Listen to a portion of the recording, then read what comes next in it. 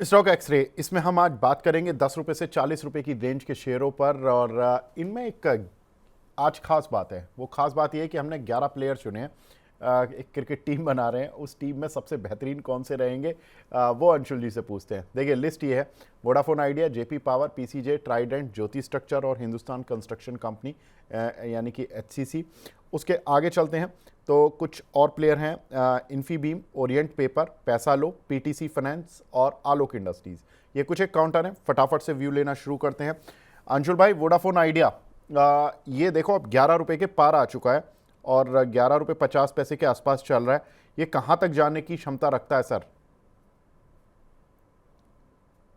Discuss भी किया है। 10.47 निकला तो 12 रुपए 40 पैसे तक जा सकता है। तो 10.47 निकला है, 12.40 आपको मिल जाएगा। ट्रेड अगर करना ही है तो 10.47 का मैंडेटरी स्टॉप लॉस ले लीजिए। ओवरहेड सप्लाई बहुत ज्यादा है तो थोड़ा सा टारगेट के बाद निकलने की भी कोशिश कीजिएगा। जेपी पावर सर, अगर इसको रखें पोर्टफोलियो में, थोड़ा लॉन्ग टर्म प्ले कर कर सकते हैं या शॉर्ट टर्म में ही इसको देखना होगा? तो मूव जब मिले तो निकलना भी सीखे, क्योंकि मूव जब 20 नवंबर को हम डिस्कस कर रहे थे कि एक बार यहाँ निकल लीजिए। जो नहीं निकला है 22.5 के आसपास, आज 18.5 पे फंसा है। नीचे में 17.5 आता है, वहां से बाउंस करता है, फिर 17.5 आता है, बाउंस करता है। तो 17.5 के अराउंड अगर आपको रिस्क लेनी है तो ले लीजिए। 22-23 के बाद बुक भी कर लीजिएगा, और 1 रुपए नीचे स्टॉप लॉस भी जरूर ले लीजिएगा। जिंदल वर्ल्ड याद कर लीजिए, टाटा केमिकल याद कर लीजिए कि बॉक्स के ब्रेकआउट की जगह ब्रेकडाउन जब दिए, मुंह के बल गिरे। तो 17 रुपए के नीचे बार बार 17 रुपए 38 पैसे से बाउंस करता है। आप ज्यादा से ज्यादा 16.90 का स्टॉप लॉस ले लीजिए अगर 17.38 के बाद ले रहे हैं तो। अंशुल भाई, पीसीजे देखिए, इसमें भी स्टोरी हमने बताई थी और सेम स्टोरी अपोलो माइक्रो में बताई थी, लेकिन उसमें एक अंतर था। अपोलो माइक्रो में शेयर सेल होने आ रहे हैं और पीसीजे काफ़ी हद तक अपनी इस सेलिंग को झेल चुका है, जो इन्होंने प्रेफरेंशियल वारंट के जरिए प्रमोटर्स को, नॉन प्रमोटर कैटेगरी को उठवाई थी। अब पीसीजे पर क्या करें सर? सर पीसीजे में अभी बुलिश एविडेंस का अगर आप सब्र रख के वेट करके पैटर्न डेवलप होने का पूरा अगर कायदे से वेट कर लेते हैं, मतलब लेने के पहले वाली पूरी मेहनत कर लेते हैं, तो लेने के बाद फटाफट मोमेंटम मिलेगा। और लेने के पहले की मेहनत पूरी नहीं करेंगे तो फिर हो सकता है आपको लंबा फ्रस्ट्रेशन भी झेलना पड़े। हमने बात की थी 10.54 की कि वहां बुलिश एविडेंस मिले तो हम बाई करेंगे। प्राइमा फेसी पहला बुलिश एविडेंस लास्ट वीक बना है। एवरेज वॉल्यूम इसका वीकली पे होता है 181 मिलियन। लास्ट वीक का वॉल्यूम है लगभग 500 मिलियन। और 10.54 को रिजेक्ट करके ऊपर क्लोज हुआ है। अब स्ट्रक्चर पे सपोर्ट बच गया, प्रोटेक्ट हो गया, वॉल्यूम के साथ हो गया। अब प्रॉब्लम क्या आएगी, जैसे ही बढ़ेगा सर पे गिरते हुए मूविंग एवरेज खड़े हैं, तो उनको बार बार हिट करेगा। धीरे धीरे मूविंग एवरेज फ्लैट होंगे, फिर उसको तोड़ के ऐसे ऊपर निकलेगा। फिर पुल बैक पे ऐसे सपोर्ट अगर लिया तो ये बुलिश एविडेंस होगा जहां हम बाई करेंगे। नहीं तो अगर तोड़ते हुए नीचे आ गया, हमें कोई मतलब नहीं, हम स्टॉक से आगे बढ़ जाएंगे।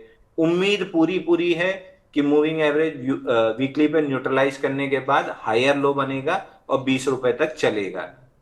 उम्मीद के सहारे लेने की जगह पैटर्न का कंप्लीट होने का अगर वेट कर लेंगे तो लेने के बाद फटाफट 8-10 हफ्ते की आपको रैली मिल जाएगी। ठीक है अंशुल भाई, ट्राइडेंट इसमें भी बहुत लोग फंसे हैं।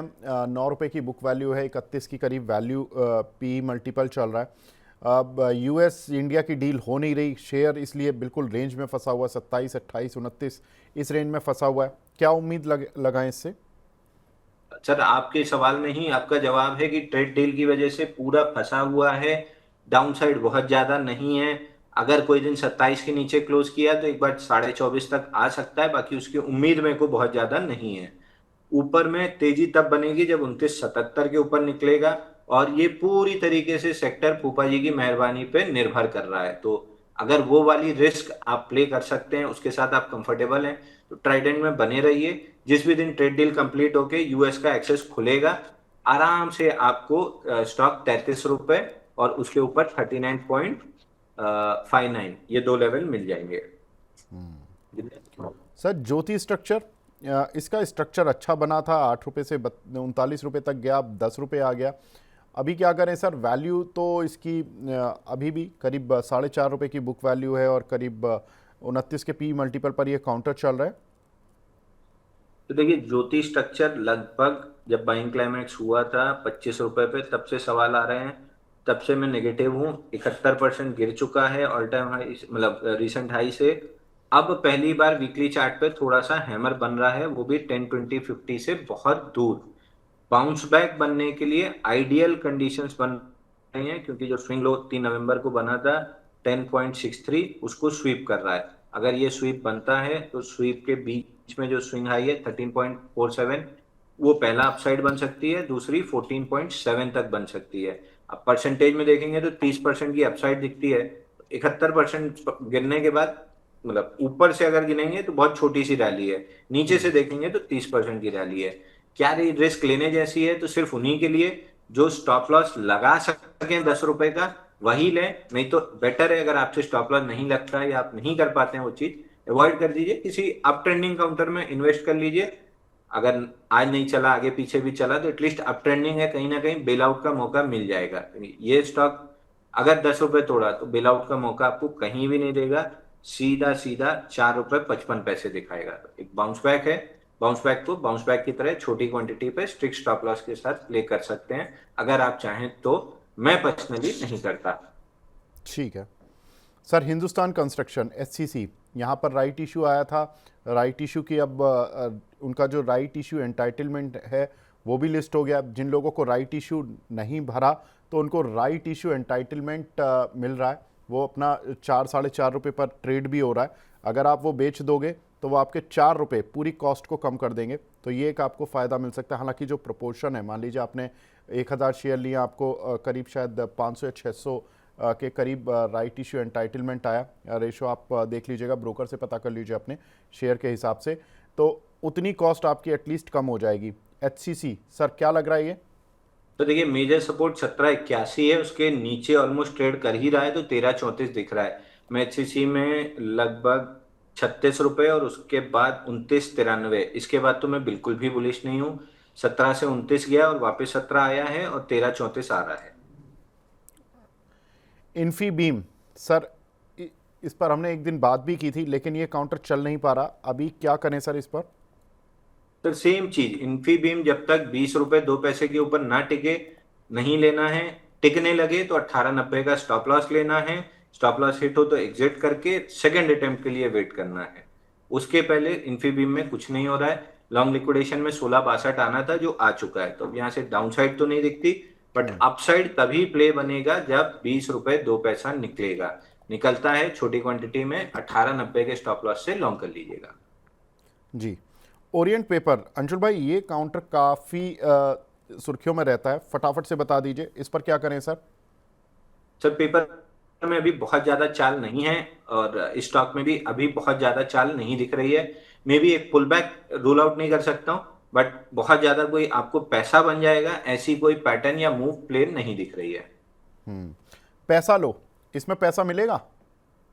मिलने की पूरी पूरी उम्मीद है। 35.89 का जो सपोर्ट था तोड़ के उसके ऊपर आया है, बट बड़ी अपमूव 40 रुपए 70 पैसे के ऊपर बनेगी। मेरा इंटरेस्ट 40 70 के बाद ही आएगा, क्योंकि इन्फीबी में आप देखिए ब्रेकआउट दिया, अगले दिन फेल किया, तो इस समय पैटर्न फेलियर बहुत हो रहे हैं, तो मैं 40.67 के बाद ही इंटरेस्टेड रहूंगा।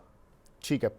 पीटीसी फाइनेंस, पीएफएस के नाम से भी शेयर आता है, कुल 6.25 का पी मल्टीपल है। अंशुल भाई बहुत ही सस्ता, मतलब वैल्यूएशन वाइज तो सस्ता मिल रहा है। बुक वैल्यू 46 रुपए की है, इतना सस्ता शेयर मिल रहा है बुक वैल्यू पी के मल्टीपल के हिसाब से। आपको क्या लग रहा है सर, सस्ता है?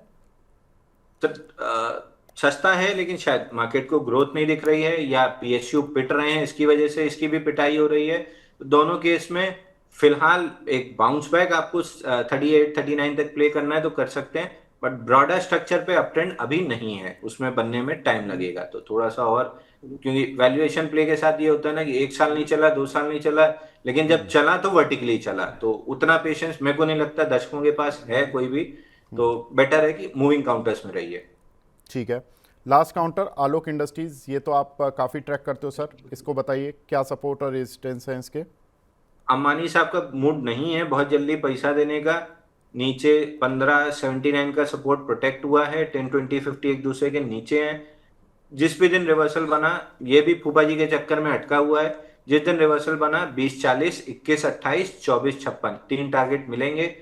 बहुत ही पेशेंस वाला ट्रेड है। बेस्ट ट्रेड कौन सा, बेस्ट प्लेयर कौन सा दिखा आपको अंशुल भाई? मैं पीसीजे पे ही भरोसा करके चलूंगा। अगर पैटर्न पूरी तरीके से कंप्लीट हुआ तो ये 20 रुपए देने का पोटेंशियल रखता है। पैटर्न को प्रीएम्प्ट करना सबसे बड़ी गलती है। ब्रेकआउट प्रीएम्प्ट किया जाता है पैटर्न कंप्लीट होने के बाद। ठीक है सर, बिल्कुल ठीक है। तो one of the best player आपने बता दिया है इस पूरी क्रिकेट टीम में, 11 प्लेयरों की टीम में, छोटी छोटी प्लेयर्स हैं इसमें सारे। लेकिन बहुत बहुत शुक्रिया अंशुल भाई हमसे जुड़ने के लिए, अपना कीमती समय देने के लिए। Thank you so much. बहुत बहुत धन्यवाद सर कि आज आप अदानी ग्रीन पे कोई सवाल नहीं पूछे, नहीं फिर मेरे को बोलना पड़ता मेरे कॉल और पुट में मेरा एक्शन चल रहा है तो मैं नहीं बता पाऊंगा। नहीं ठीक है, अब दर्शकों को आपने समझा दिया, ढंग से समझा दिया, कोई बात नहीं सर। चलिए, बहुत बहुत शुक्रिया अंशुल भाई। धन्यवाद।